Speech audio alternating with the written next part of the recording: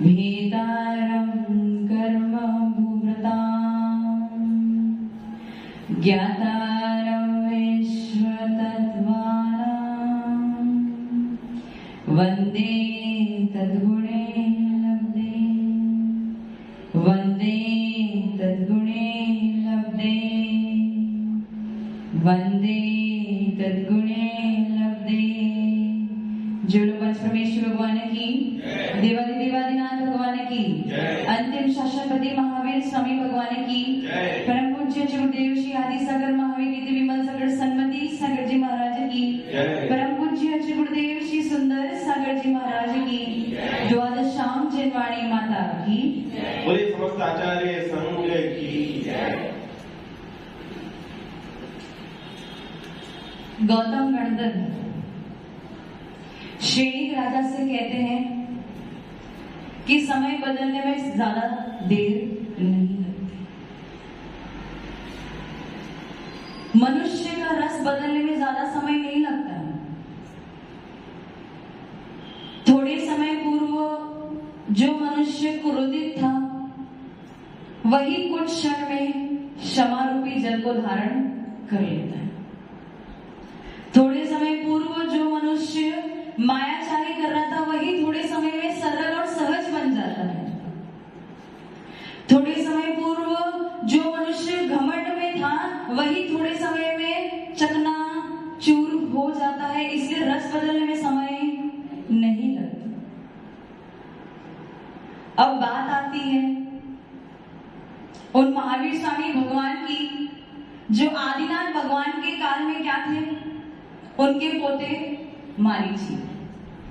उसी समय उन्होंने दीक्षा ले ली थी 4000 राजा के साथ में, आदिनाथ भगवान के साथ में उन्होंने दीक्षा ग्रहण कर ली थी। चाहते पुरुषार्थ करते तो उसी समय वो मोक्ष जा सकते थे, परंतु अपने पद से वो भ्रष्ट हो गए। उसके बाद, और वो अकेले भ्रष्ट नहीं, उनके साथ 4000 राजा जिन्होंने दीक्षा ली थी वो भी सारे उनके साथ में भ्रष्ट हो गए। भ्रष्ट होने के बाद जब आदिनाथ भगवान का उपदेश सुना तो जो 4000 राजा थे वो पुनः मुनि धर्म को स्वीकार कर गए।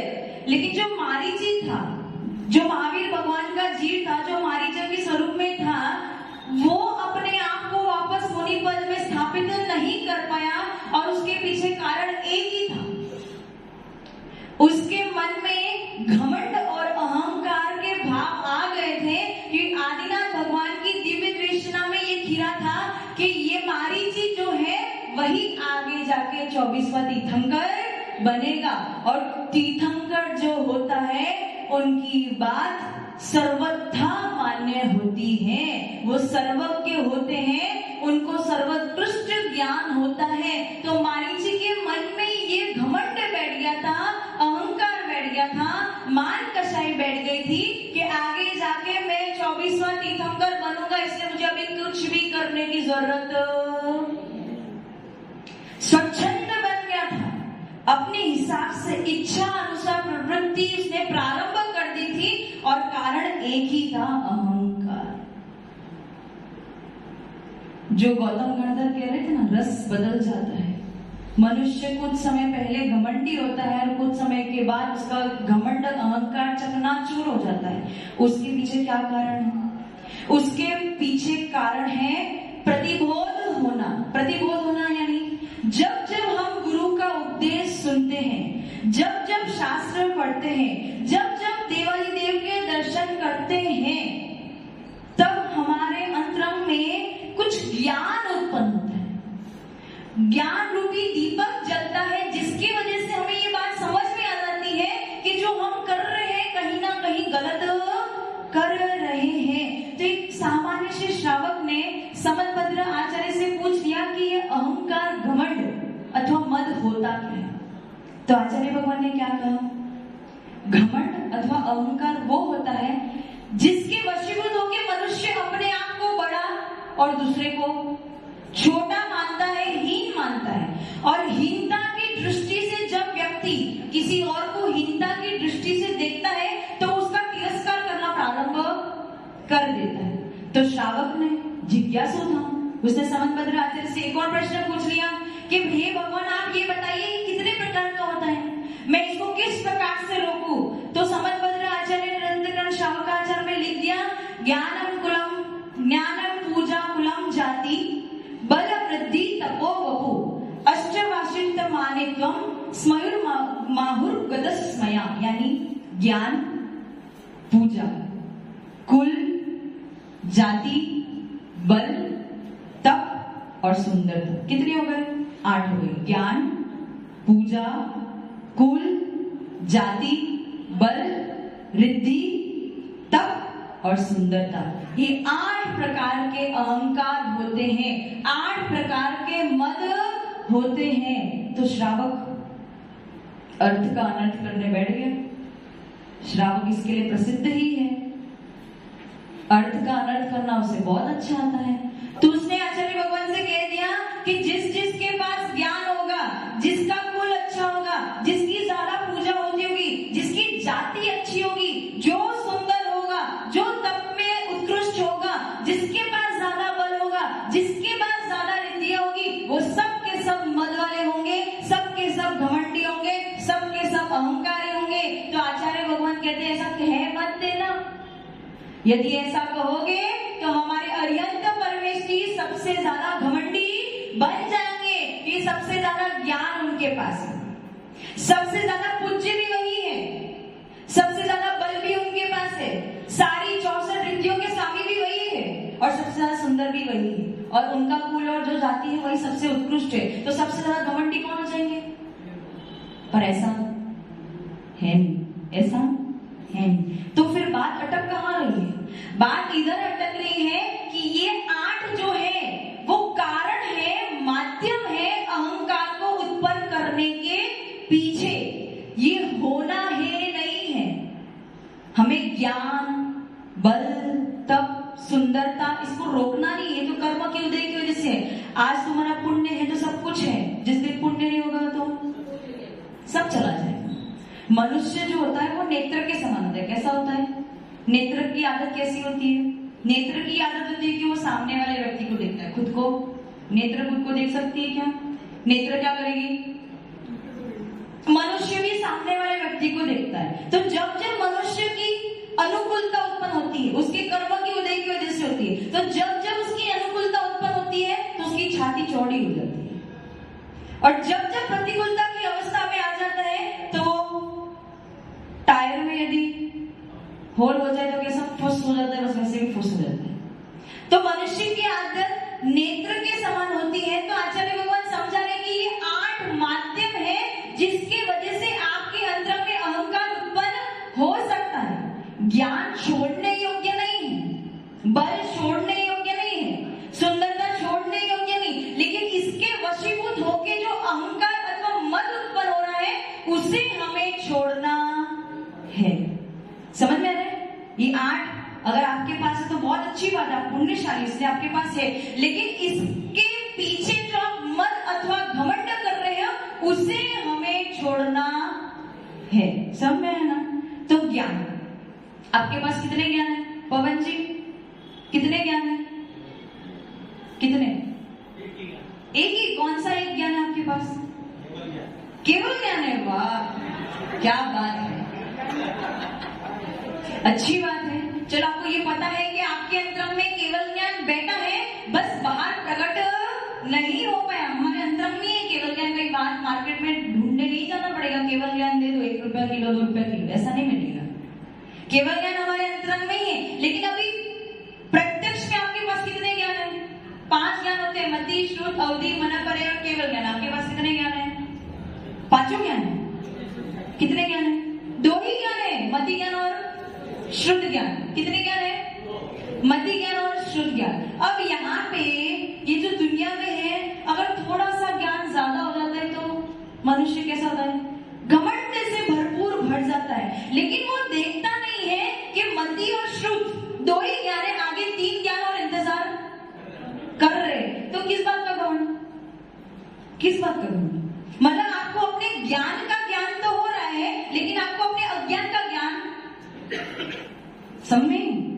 मुझे ज्ञान है, किस बात का आपको ज्ञान है, लेकिन मेरे अंतरंग में अज्ञान बैठा है, उसका आपको ज्ञान ही नहीं। मति ज्ञान शुद्ध ज्ञान है, इसका तो आपको ज्ञान है, लेकिन अवधि ज्ञान, मनोपरि ज्ञान, केवल ज्ञान अभी लाइन में खड़े हैं। वो लाइन में नहीं खड़े, आप उसके लाइन में खड़े हो, अभी आप वहां पहुंचे नहीं हो। मतलब आपको ज्ञान का ज्ञान तो है, पर आपको अज्ञान का ज्ञान नहीं है। अभी भी आप अल्प ज्ञानी हो, अभी भी आप अज्ञानी हो।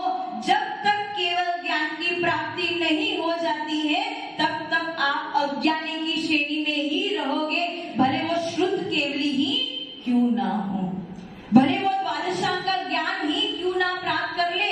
केवल ज्ञान के सामने हम चींटी के समान भी नहीं है, हम तुच्छ हैं, हम कण भी नहीं है। इस लोक में सबसे बड़ा कुछ दिखने वाला यदि है तो वो है पृथ्वी। क्या है? पृथ्वी बहुत बड़ी, लंबी, चौड़ी, और उस पृथ्वी को धारण करने वाला कौन है? वो पृथ्वी भी ऐसी हवा में खड़ी नहीं है, उसको नीचे सपोर्ट चाहिए। तो उसको सपोर्ट कौन दे रहा है? 3 वात वाले सपोर्ट दे रहे। अब ये समझ में आपको आएगा नहीं, क्योंकि आपने कभी स्वाध्याय किया नहीं, लेकिन सिर्फ मेरे बातों को सुनो और समझो कि पृथ्वी बहुत लंबी चौड़ी है, लेकिन वो फिर भी अपनी आधार पे खड़ी नहीं है, उसको नीचे आधार चाहिए, और उसका आधार स्वरूप क्या है? 3 वात वाले। अब वो 3 वात वाले सोच रही है कि मैंने पृथ्वी को आधार दिया, लेकिन 3 वात वाले को ये भी पता है कि मैं खुद के आधार पे नहीं खड़ी हूँ, मैं भी आकाश के आधार पे खड़ा हूँ। किसके आधार पे? आकाश। अब आकाश सोच रहा सबसे बड़ा तो मैं ही हूँ, लेकिन आकाश को ये नहीं पता कि वो आकाश जो है केवल ज्ञान के एक कोने में वो आकाश है। यानी केवल ज्ञान की इतनी सामर्थ्य है कि यदि ऐसे ही अनंत अनंत आकाश होते तो वो भी केवल ज्ञान जान सकता। ये कंपैरिजन चल रहा है, कंपैरिजन इसीलिए कर रहे हैं ताकि आपको समझ में आए। आप अपने आप को बहुत ज्ञानी समझ रहे हो ना, तो पहले एक बार ऊपर भी नजर डालना और एक बार नीचे भी नजर डालना, तो बीच में ना ऊपर चढ़ जाओगे ना नीचे। जब हम ऊपर वाले को देखते हैं, ऊपर वाले यानी हमसे जो श्रेष्ठ है, उनको देखते हैं तो हमारे अंतरंग में क्या आती है? क्या आता है? हिंदा के भाव, हिंदा के भाव आते हैं। और जब नीचे वाले को देखते हैं जो हमारे गुणों से थोड़े से नीचे हैं, उनको देख के हमें क्या आता है? घमंड और अहंकार के भाव आते हैं। लेकिन ऊपर और नीचे दोनों तरफ देखोगे तो बीच में अटक जाओगे। इसलिए आपको अपना घमंड अगर कम करना है तो ऊपर भी देखो और नीचे भी देखो, तो बीच में अटक। बेसिकली समझने की बात ये है कि जो आपके पास ज्ञान है वो ज्ञानावरणी कर्म के क्षयोक्षम से। किसकी वजह से? ये कर्म का खेल है। किसका खेल है? कर्म का खेल है। और इस दुनिया में गिरगिट को रंग बदलने के लिए बदनाम किया गया। किसको बदनाम किया? शायद लोगों ने कर्म को रंग बदलते अभी देखा नहीं। समझे? आज आप ज्ञान के घमंड में फूल रहे होंगे, लेकिन इस घमंड में जब पाप कर्म का आश्रय होगा और एक इंद्रिय में जाना पड़ेगा, तो एक इंद्रिय के पास भी मति शुद्ध ज्ञान होगा, लेकिन वो कैसा होगा? वो आपके सामने भी तुच्छ होगा। ये किसी और की बात नहीं चल रही, आपकी ही चल रही है। आज भले आप ज्ञानी हो, लेकिन इस ज्ञान के घमंड में आके बहुत भूल गए तो फिर फुस भी होना पड़ेगा। समझे? तो ये ज्ञान का मत हो गया। उसके बाद दूसरा मत कौन सा था? पूजा। कौन सा? खूब सम्मान मिल रहा है आपको, खूब पूजा की जा रही है, लेकिन इस 3 लोग में पूज्य कौन है? पूज्य कौन है? हो सकता है आज आपका प्रभाव बहुत हो, क्योंकि पूजा किसकी होती है? जिसकी यश कीर्ति नाम कर्म का उदय होता है। सब कर्मों का ही खेल है, खुद को मत समझना, सब आपके कर्मों का ही खेल है। यश कीर्ति नाम कर्म का उदय चल रहा है, बहुत तेजी से चल रहा है। आपका खूब प्रभाव है दुनिया में, बहुत पूज रहे, बहुत पूज रहे लोग आपके सामने देखते, आपकी पूजा करते, आपका सम्मान करते। लेकिन इतना याद रखना, जिस दिन प्रभाव खत्म होगा, जिस दिन प्रभाव खत्म होगा, जिस दिन यश कीर्ति अयश कीर्ति में परिवर्तित हो जाएगा, उस दिन दूध में से मक्खी निकाल के बाहर फेंक। समझ में आया ना? कुछ गलत तो नहीं है। आचार्य जी हमेशा सुनाता ना कि जब तक आप अपने बेटा या बेटी की इच्छाएं पूर्ण करते हो तब तक आप मेरे पापा मेरे पापा मेरे पापा, और जिस दिन यदि आपने उनको मना कर दिया तो फिर पापा, बस यही है, दूध में से मक्खी निकाल के फेंक, पूजा और प्रभाव सारा खत्म। मैं श्रेष्ठ हूं ये बात हमें मान्य है, मैं श्रेष्ठ हूं ये बात हमें मान्य है, लेकिन मैं ही श्रेष्ठ हूं ये बात मुझे मान्य नहीं। हम सब श्रेष्ठ हैं, आपके अंदर भी सिद्ध भगवान है, हमारे अंदर भी सिद्ध भगवान है, अरिहंतों के अंदर भी सिद्ध भगवान है, एक इंद्रियों के अंदर भी सिद्ध भगवान है, ये पेड़ पौधे अग्नि वायु वनस्पति सबके अंदर सिद्ध भगवान विराजमान है। तो हाँ, हम अपने आप में अपनी सत्ता के अनुसार हम सब श्रेष्ठ है, लेकिन मैं अकेला ही श्रेष्ठ हूँ ये कहीं ना कहीं घमंड का वाचक है। समझ में आया ना? उसके बाद क्या आता है? कुल और जाति। कुल और कुल क्या होता है? पिता के पक्ष को कुल कहते हैं और माता के पक्ष को जाति कहते हैं। अब इसमें कारण क्या बनता है आपका? उच्च गोत्र।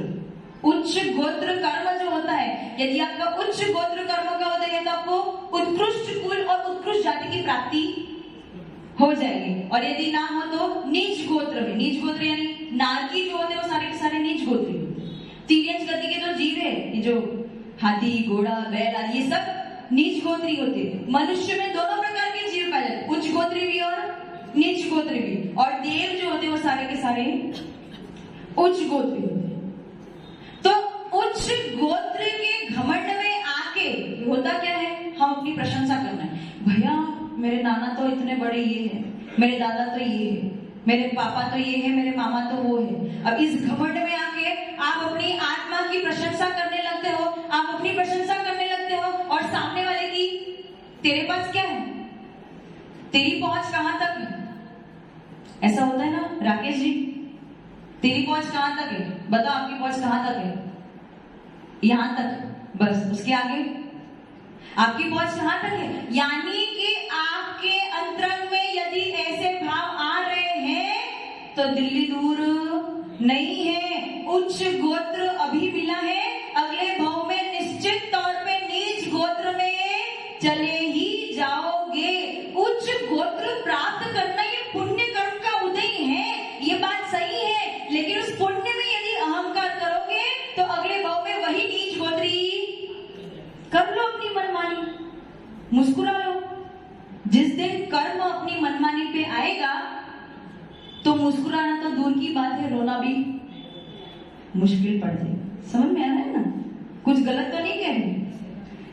विचार करना, ये सुनते सुनते अपने मन में ये विचार करना, ये उपदेश ऐसे ही टाइम पास के लिए नहीं हो रहा है, ये उपदेश इसीलिए हो रहा है कि आप इसको सुनो, समझो, और यदि आपको लग रहा है कि हमारे मन में घमंड और अहंकार के भाव आ रहे हैं तो हम उसे मध्यस्थ भाव में लाके रखते। ऐसे इस दुनिया में बहुत सारे मोटिवेशनल स्पीकर्स हैं, खूब मोटिवेशन आपको देते हैं, पर वो क्या करते हैं? आपको हीनता से यानी नीचे वाले स्टैंडर्ड से लाके ऊपर वाले स्टैंडर्ड में बिठा देते हैं। लेकिन ये भूल जाते हैं कि ऊपर वाले स्टैंडर्ड में आके सब घमंडी बन जाते हैं। लेकिन ये जो मुनिराज है, ये जो जीन शासन है, वो एक ऐसा मोटिवेशनल स्पीकर है, ऐसी काउंसलिंग करता है कि जीव को ना ऊपर जाने देता है ना नीचे जाने देता है, मध्यस्थ भाव में लाके खड़ा कर देता है। और इतना याद रखना, जीव जब भी मोक्ष जाएगा मध्यस्थ भाव पूर्वक, समता भाव पूर्वक ही मोक्ष जाएगा। मोटिवेशन के लिए आपको बाहर जाने की जरूरत नहीं है, सबसे बड़ा दरबार यहाँ पे ही लगा है, पर आना तो चाहिए। समझ में आ रहा है ना? उसके बाद क्या है? कुल, जाति और बल। जिम चले गए, अच्छे डोले शोले बना के आ गए, और फिर अपने आप को क्या बोलेंगे? हम खूब बलशाली है। पर ये बल कौन से कर्म की वजह से होता है? सहनन नाम कर्म की वजह से होता है। और इस सहनन के भी 6 वेद होते हैं। कितने वेद होते हैं शुभम भैया? 6। उसमें से उत्कृष्ट सहनन वज्र वृषभ नारद सहनन वाले कौन होते हैं? जो मोक्ष जाते हैं वो सब वज्र वृषभ नारद सहनन वाले होते हैं। जो मोक्ष जाते हैं वो सब वज्र वृषभ नारद सहनन वाले होते हैं।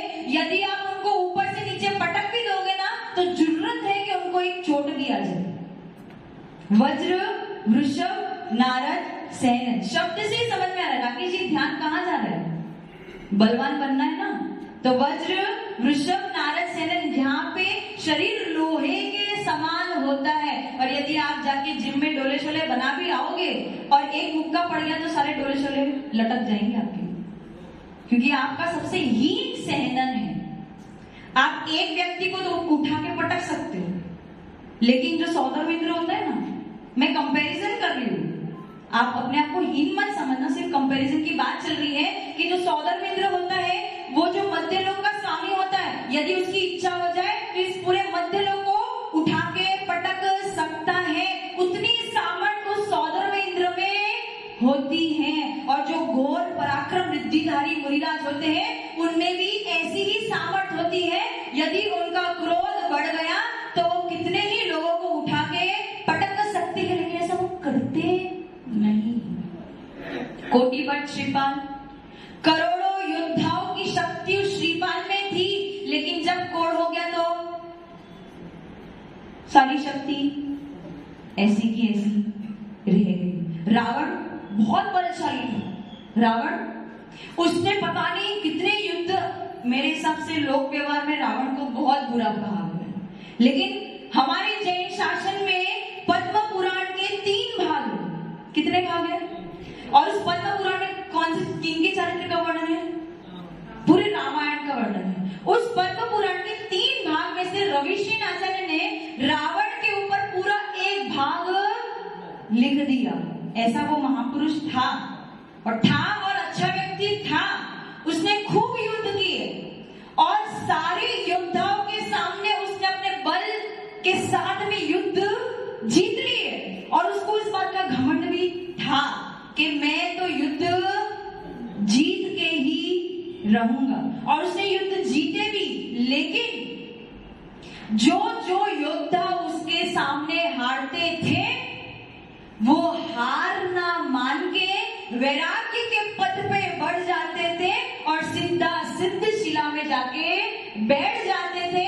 वो अपने बल का गुणगान करता रह गया और उन योद्धाओं ने हार को भी जीत में परिवर्तित कर दिया। बताओ ऐसे बल का आपको क्या करना है जो आपको संसार में रोक के रखे?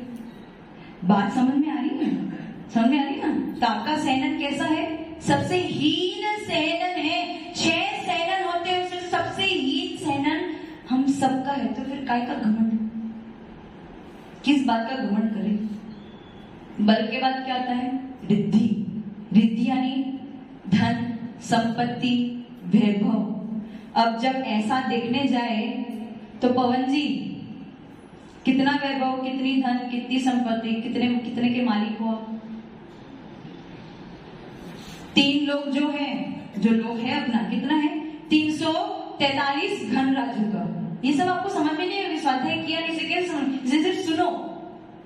343 घन राजू का लोग, उसमें से मध्य लोग, कहाँ पे हो आप लोग? मध्य लोग। कितना है वो?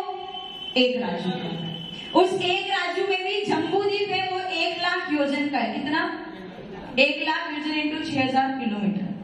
उस जम्बूद्वीप में भी 526, 1 लाख में से 526 योजन का भरत क्षेत्र। कितना? 526 योजन इंटू 6000 किलोमीटर का भरत क्षेत्र। उस भरत क्षेत्र के भी आधे से भी कम आर्यखंड, 526 के आधे से भी कम आर्यखंड। उस आर्यखंड में भी एक कोने में भारत देश, उस भारत देश के भी एक कोने में राजस्थान, उस राजस्थान के एक कोने में भीलवाड़ा, उस भीलवाड़ा के भी एक कोने में ये आरसी व्यास से आरके कॉलोनी, और उस आरके कॉलोनी के भी एक कोने में आपका महल खड़ा है। अब बता, आप इस धन संपत्ति और वैभव के पीछे आप घमंड कैसे कर सकते हो? 343 घन राजू का स्वामी तीर्थंकर भगवान है, उनके सामने तुम्हारी ये जो धन संपत्ति वैभव है वो किस काम की? किसको दिखाओगे? किसको दिखाओगे? ये घमंड किसको दिखाओगे? समझ में आ रहा है? एक बहुत ही अच्छी कहावत है कि सुख और उम्र की आपस में कभी बनी नहीं है। सुख और उम्र, इन दोनों की आपस में कभी बनी नहीं है। क्यों नहीं बनी? क्योंकि पूरी उम्र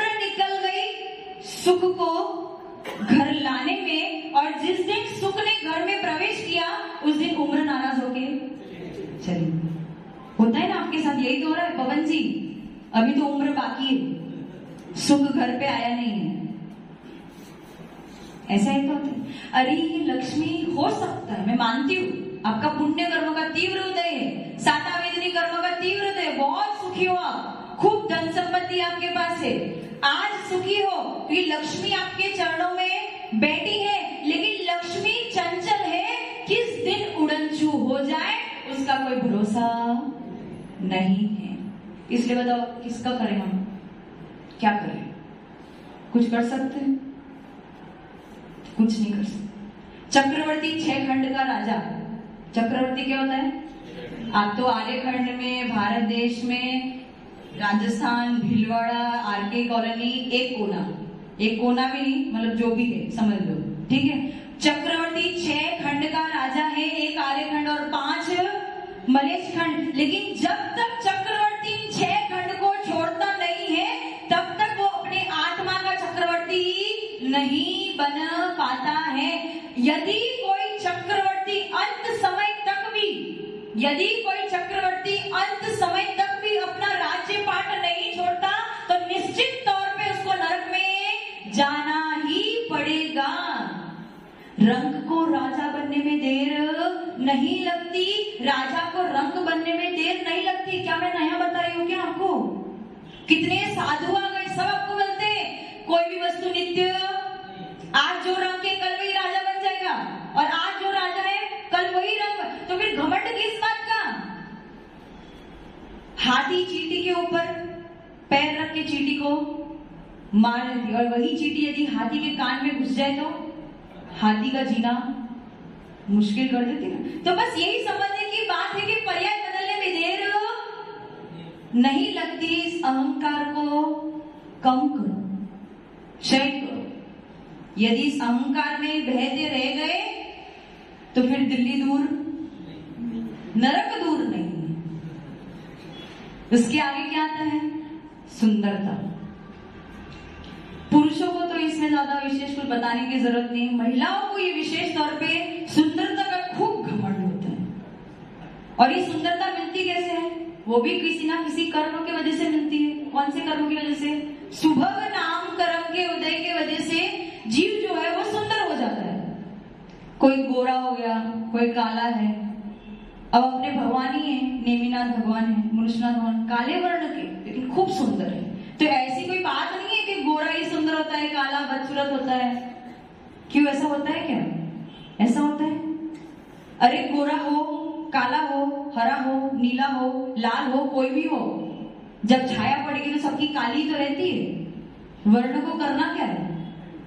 वर्ण को सनत कुमार चक्रवर्ती का नाम सुना है आपने? सनत कुमार चक्रवर्ती की खूबसूरती की चर्चा देवलोक में भी होती थी। सौंदर्येंद्र भी उनकी खूबसूरती की चर्चा करते थे। तो दो देव उत्सुकता पूर्वक देखने आ गए कि हम भी तो देखें कि ऐसा कैसा सुंदर है वो सनत कुमार चक्रवर्ती।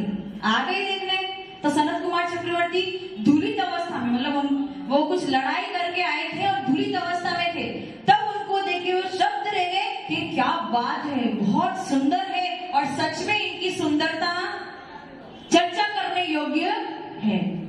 तो सनत कुमार ने कह दिया, अभी रुको, मैं स्नान करके अच्छे से सुसज्जित होके आता हूँ। और जैसे ही वो स्नान करके सुसज्जित होके आए और उन्होंने बोला देवों को, अब देखो मैं कितना सुंदर है। तो देव बोले, सुनिए, हमने पूर्व में जो आपको देखा था उस सुंदरता में अतिशय था, और अब जो देख रहे इसमें अतिशय, उसका मतलब क्या हुआ? क्षण क्षण में पर्याय बदल रही है, क्षण क्षण में सुंदरता कम हो रही है। अब क्या करोगे? इसका क्या करोगे? इसके पीछे दौड़े जा रहे हो। ऐसा कहते हैं यदि मानव कम सुंदर हो लेकिन उसका स्वभाव अच्छा हो तो उसकी कमी, अच्छे स्वभाव से उसकी सुंदरता की कमी को पूरित कर दिया जा सकता है। लेकिन यदि उसका स्वभाव खराब है और वो सुंदर बहुत है लेकिन फिर भी वो व्यक्ति कुरूप ही रहेगा। इसे सुंदरता मायने नहीं रखती। ये हमारी सोच जो थिंकिंग है ना, वो मायने रखती है। वो जो मोर होता है ना, उसको भी बहुत घमंड होता है अपनी सुंदरता का। किस बात के लेके? पंख। मोर के पंख जो होते हैं इस विश्व में सबसे सुंदर होते हैं। मोर के पंख इस विश्व में सबसे सुंदर होते हैं, लेकिन वो पंख का बोझा ही है जो मोर को ऊंचा उड़ने नहीं देता। अब बताओ क्या करोगे? क्या करोगे? समझ में आ रहा है? ये 8 प्रकार के मद होते, मद नहीं होते 8 प्रकार के, ये 8 प्रकार के निमित्त है जिसके वजह से आपके मन में मद उत्पन्न हो जाता है। और मैंने बहुत ही अच्छी बात सुनी थी किसी के मुंह से। पहले तो क्या करते थे, अपने पास जितना भी भंगार रहता था ना, जो रद्दी का सामान, कूड़ा कचरा जो रहता था, वो किसके पास बेचने जाते थे? भंगार वालों, कबाड़ी के पास। लेकिन अब तो मीडिया, मल्टीमीडिया, गूगल सब चल रहा है, तो यहाँ पे एक बहुत ही अच्छा OLX है ना, उस पे क्या करते हैं आप लोग? जितना भी कबाड़ी का सामान है वो, और सामने वाला उसको देख के खरीदता है। यदि आप किसी दिन अपना ईगो, घमंड और अहंकार को बेचे जाओगे ना, तो कोई खरीदार मिलने वाला नहीं। उस दिन समझ में आ जाएगा कि कितनी बकवास वस्तु आपने अपने पास रखी है जो कोई खरीदने को ही तैयार नहीं। समझ में आ रहा है ना? कुछ गलत तो नहीं कह रही हूँ शुभम भैया? कुछ गलत तो नहीं हो रहा है ना? समझ में आ रहा है ना? इसीलिए अभी आप बहुत ही गहरी नींद में सो रहे हो। और ये केवल आपके लिए नहीं, ये उपदेश हमारे लिए भी है कि हमें भी अपने घमंड का शमन करना ही पड़ेगा। जब तक घमंड का शमन नहीं होगा तब तक ऊपर उठ नहीं पाएंगे। इतना याद रखना, जो तिरस्कार करते हैं ना, जो दूसरे को हीन दृष्टि से देखते हैं और दूसरे का तिरस्कार करते हैं, इस बात को अच्छे से याद करना कि यदि आप किसी व्यक्ति को नीचे खींच रहे हो, उसका मतलब यह है कि आप उससे नीचे हो, इसीलिए उसको नीचे खींच रहे हो।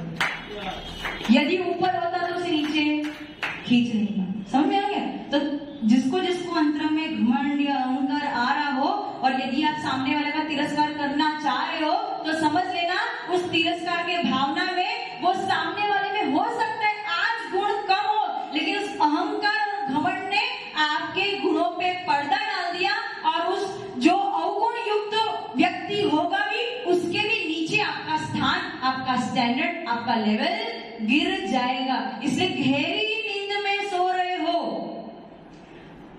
और जल्दी जगना अच्छा होता है, भले वो नींद से हो, भले वो वहम से हो, और भले वो अहम से हो। समझ में आ गया? आरके कॉलोनी का खूब नाम सुना था मैंने, खूब नाम सुना था। बस तकलीफ यही है, झुक नहीं पाते, झुक नहीं पाते। देव शास्त्र गुरु के सामने झुक तो जाते हैं बाहर से, लेकिन अंदर से झुक नहीं पाते हैं।